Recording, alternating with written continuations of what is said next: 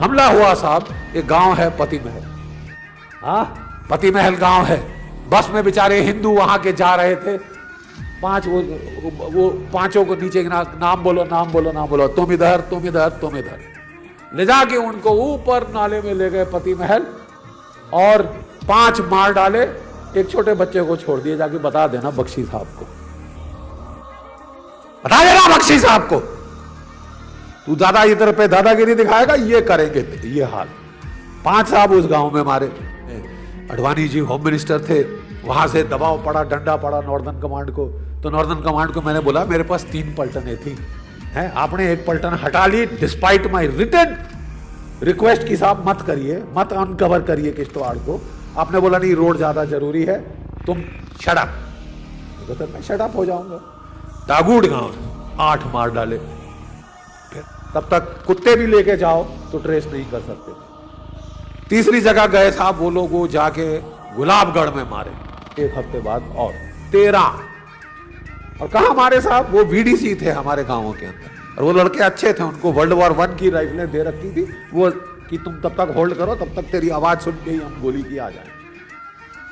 वीडीसीज में गांव पे हमले नहीं हुए साहब। गांव के बाहर जो चरगाहें हैं, जहां औरतें बच्चे बूढ़े जाते हैं, गर्मी में याद है ना आपको, जब मक्की की फसल लगती है तो सब मवेशी माल लेके ऊपर जाते हैं।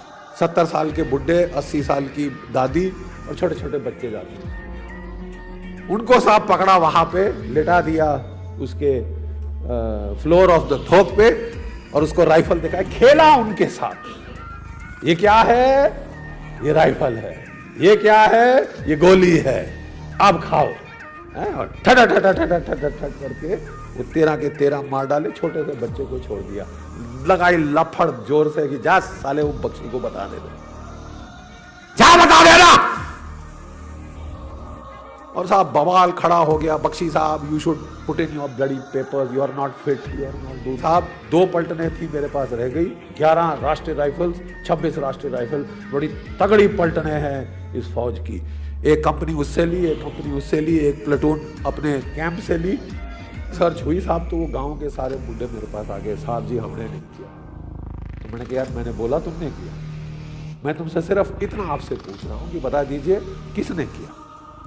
तो उन्होंने आपस में खुसर पुसर के कहते सर 1 मिनट। और फिर वो सारे के सारे आए, कहते साहब हम सब इकट्ठे आपको बोल रहे हैं ताकि हमें बाद में कोई ना बोले कि किसी एक ने मुखबिरी करी। हम सब आपको बता रहे हैं साहब, ये अबू मुस्तफा, अबू गुलाम, अबू उमेर, इन्होंने ये किया। और 2 ये गुज्जर गाइड थे, ये नाम है उनके। पॉइंटर लिया, ये कौन है बताइए, आप जानते हैं साहब? ये मुन्नी है। कितने साल की थी साहब? 7 साल की। ये कौन है साहब? ये उसकी बहन है साहब। ये कितने साल की थी? ये तो 5 की थी साहब। ये लड़का कितने का था? ये 8 का था साहब। ये कितने, ये बुढ़ा कितने का था? ये 80 का था।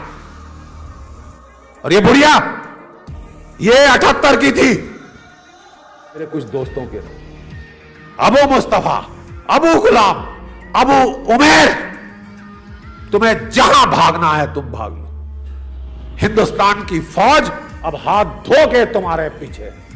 भागने गए बाकी terrorist, to hell with the other terrorist. चाहे मुझे 1 हफ्ता, चाहे 1 महीना, चाहे 1 साल लगे, जहन्नम के कोने से मैं तुम्हें कहीं से भी ढूंढ निकालूंगा और तुम्हें मैं कुत्ते की मौत मारूंगा। क्योंकि वहां जम्मू कश्मीर की वादी में बहुत देशभक्त लोग भी हैं जिनका नाम हम ले नहीं सकते, जो अपनी जान पे खेल के खबर देते हैं हिंदुस्तान की फौज को, कितने रिस्क पे आप नहीं जानते। वो आ गया मेरा लड़का, बोला साहब तूने जो धमकी दी ना बहुत अच्छा किया। बोले क्यों? तो बोले साहब अपनी छाया से डर रहे। किसी गांव में 10 मिनट से ज्यादा नहीं रहते, अगर कोई उनकी तरफ देखता है उसकी पिटाई शुरू करते हैं, तू साले मुखबरी करेगा। तो कहता साहब बात यह है कि जिस गांव में जा रहे हैं वहां से खबर आ रही है। मैंने कहा कहानी कॉमेडी बंद कर, अभी किधर है? तो उसने बताया हमने ऑपरेशन लॉन्च किया, लड़े वो अपनी जान के लिए, इसमें कोई शक नहीं, क्योंकि वो घिर गए थे चारों तरफ से।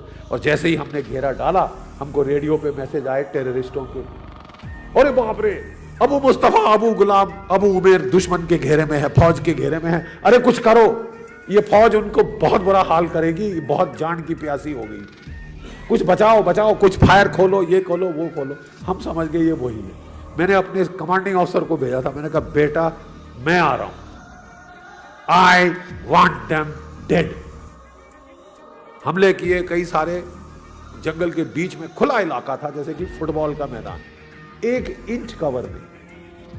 3 लड़के हालत पहले 2 मिनट में घायल हुए, एक लड़के की यहां पे लगी माथे से और यहां से निकल गई और वो फड़फड़ा रहा है जिंदा। तभी कहते हैं ना हमारे फौजियों के दिमाग नहीं होते, जिंदा फड़फड़ा रहा। तो वो मेरा सीओ हिल गया बेचारा, कहता सर 4 तो मैंने गिरा दिए मेरे और मैं ऑपरेशन कॉल ऑफ कर रहा हूं सर, नहीं तो ये बच्चे मर जाएंगे सर। तो मैंने कहा यार तेरे लड़के मैं निकालूंगा, उनको मत जाने दे, कसम तेरे को तू उनको मत जाने दे। उन्होंने किया, मैं कहा आप असॉल्ट बंद करो, इससे और नुकसान होगा, आप फ्लेम थ्रोअर इस्तेमाल करो। रूसी हथियार है थर्मोबारिक वेपन, फ्लेम थ्रोअर। कहता सर कोई सिविलियन हुए तो? मेरे को बहुत सीधा, लाउड स्पीकर लीजिए और अनाउंस कर दीजिए कि अगर कोई सिविलियन है प्लीज बाहर आ जाइए, हम आपको कुछ नहीं करना चाहते, हाथ खड़े करके बाहर आ जाओ, हम 10 गिनते। अंदर से पंजाबी में मां बहन की गाली आई। तो मैंने कहा यार देख एक चीज तो तय है कि हमारे कश्मीरी भाइयों को पंजाबी में इतनी बढ़िया गाली देनी नहीं आती जितनी यहाँ पे मेरे को भी सुनाई दे रही ये नेट के ऊपर। कहता हाँ सर है तो कोई नहीं। तो मैंने कहा तो फिर कर, फिर भी डाउट है तो ये ले मेरे से order, I order you to use the flame thrower thermobaric weapon now, comply because I don't want more casualty to my boys. लगाया साहब वो धोख, 400 फुट ऊपर लपटे गई, 400 फुट ऊपर लपटे गई साहब। 2-3 घंटे चल के वो राख, वो सब चीड़ के पेड़ थे, गोंद थी, राख हो गया। 1 घंटा लगा ठंडा होने में।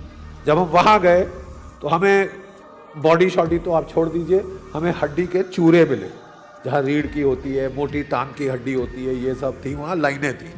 हाँ 3 AK-47 थी जिनका वुडवर्क सारा जल गया और जो बैरल ऐसे मुड़ गया, इतनी गर्मी थी वहां पे, 1000 डिग्री सेंटीग्रेड। AK-47 का बैरल जो सिर पे मारो सिर पड़ जाता, वो ऐसे मुड़ गया।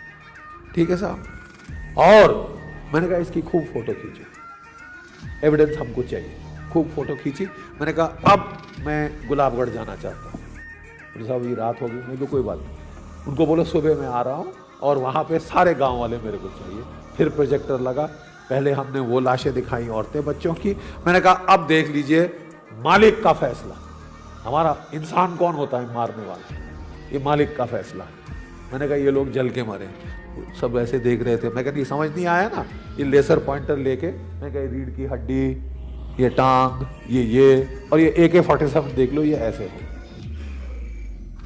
साहब उस वक्त सब दुनिया वहां ऐसे करके देख रही थी। ये सितंबर 2001 की बात है। लेकिन एक बात है साहब, सितंबर 2001 के बाद वहां पे माइनॉरिटी का एक बंदा नहीं मरा। वो पराक्रम में हमको हटा लिया गया। और जब हमारी फौजें जा रही थी तो उस वक्त हमने रेडियो सेट पेंटर साहब से, अबे फौज जा रही है।